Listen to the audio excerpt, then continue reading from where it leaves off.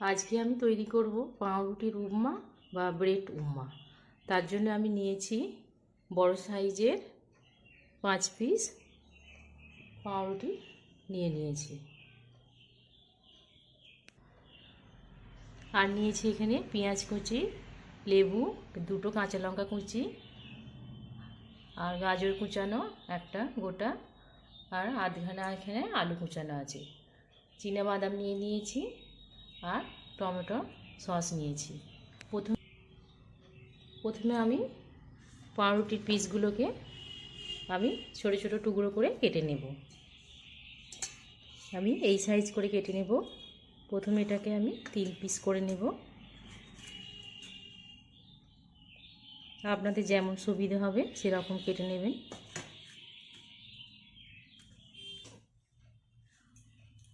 পাউরুটির পিসগুলো আমি এই সাইজ করে পাউরুটিগুলোকে আমি এই সাইজ করে কেটে নিয়েছি। এগুলো একেবারে আমি কড়ার মধ্যে একটু নেড়ে নেব। কড়া বসিয়ে দিয়েছি, এর মধ্যে আমি দিয়ে দেব, গ্যাসের আঁচ কমিয়ে রাখতে হবে।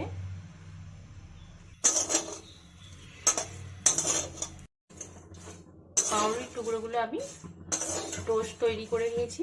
আমি এবার এগুলোকে ঢেলে নেব। প্রথমে কড়ার মধ্যে আমি 4 চামচ সাদা তেল দিয়ে দেব।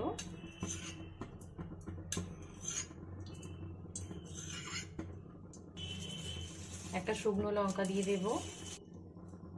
1 চামচ কালো সর্ষে দিয়ে দেব গোটা। ফোড়নের মধ্যে আমি পেঁয়াজ কুচানো দিয়ে দেব। এর মধ্যে কুচানো গাজর, কুচানো আলু দিয়ে দেব। গাজর আলু হালকা সিদ্ধ হয়ে গেছে। এটা আমি 5 মিনিট ঢাকা দিয়ে রেখে দিয়েছিলাম গ্যাসের আঁচ কমিয়ে। এর মধ্যে এবার আমি দিয়ে দেব কাঁচা লঙ্কা কুচি। এর মধ্যে দিয়ে দেব চীনাবাদাম 1 চামচ। এটা ভালোভাবে আমি নেড়ে নেব। এর মধ্যে আমি স্বাদ মতো নুন দিয়ে দেব, অল্প হলুদ গুঁড়ো দিয়ে দেব, অল্প লাল লঙ্কার গুঁড়ো দিয়ে দেব। এবার এটা আমি ভালোভাবে নেড়ে নেব।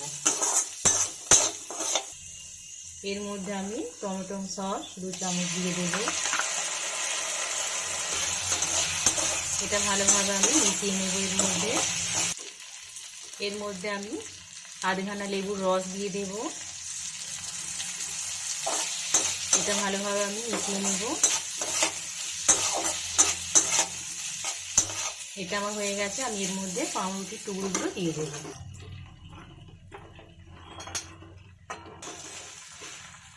এটা আমি ভালোভাবে এর সঙ্গে মিশিয়ে নেব। এটা আমার হয়ে গেছে, আমি ঢেলে নেব।